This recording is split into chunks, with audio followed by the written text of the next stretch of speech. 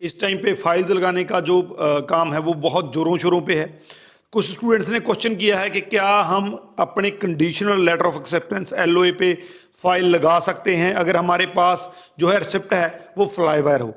तो देखिए, अगर तो आपके पास एलओए है तो बहुत बढ़िया है, आप अपनी जो फ्लाईवायर की रिसिप्ट उसमें यूज़ कर सकते हैं। फ्लाईवायर की रिसिप्ट का मतलब ये है कि जो भी फीस आपने फ्लाईवायर के थ्रू सेंड की होती है, जहाँ ट्रांसफ़र की होती है, तो उसमें फ्लाईवायर आपको जो है वो रिसिप्ट देता है।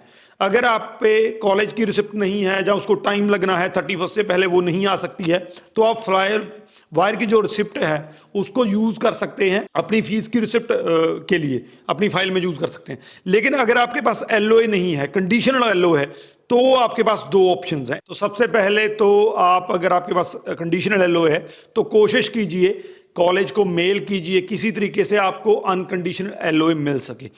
आप अपनी फाइल जो है वो सिर्फ अनकंडीशनल एलओए के ही साथ ही लगा सकते हैं, कंडीशनल एलओए पे आप अपनी फाइल नहीं लगा सकते हैं। लेकिन एक और ऑप्शन है, अगर आपने ऑलरेडी कंडीशंस पूरी कर रखी हैं, आपने कॉलेज को, मान लीजिए किसी की कंडीशन कोई सर्टेन डॉक्यूमेंट्स की थी, तो वो डॉक्यूमेंट उस टाइम पे नहीं था जिस टाइम पे ऑफर लेटर इशू हुआ था, जहाँ एलओ इशू हुआ था, उन्होंने साथ में कंडीशन लगा दी कि ये डॉक्यूमेंट आप जब हमें सेंड करेंगे तभी हम आपको इन अनकंडीशनल एलओ दे पाएंगे।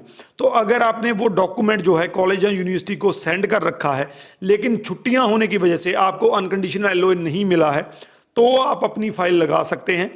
लेकिन इसमें जो आपने एलओए लगाना है उसके साथ साथ जो आपने डॉक्यूमेंट सेंड किया है वो भी लगा दीजिए, और साथ में अपनी जो एसओपी है, जहाँ लेटर ऑफ एक्सप्लेनेशन है, उसमें एक्सप्लेन कर दीजिए कि जो आपका एलओए है वो कंडीशनल क्यों है, और आपने कॉलेज या यूनिवर्सिटी को जो है वो सेंड कर दिया है। अब अनकंडीशनल एलओए जो है वो जो छुट्टियों की वजह से नहीं आ रहा है, तो आपको फाइल, क्योंकि आपने 10,000 जो है जीआईसी पे कर रखा है, तो आपका फाइल लगाना जरूरी है 31 जो है दिसंबर से पहले।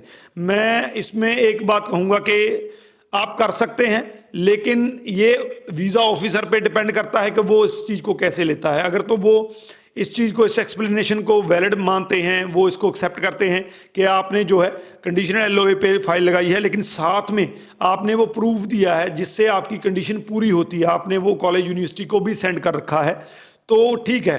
अगर वो इस चीज़ को वैलिड नहीं मांगते हैं तो वो आपको रिफ्यूज़ल दे सकते हैं।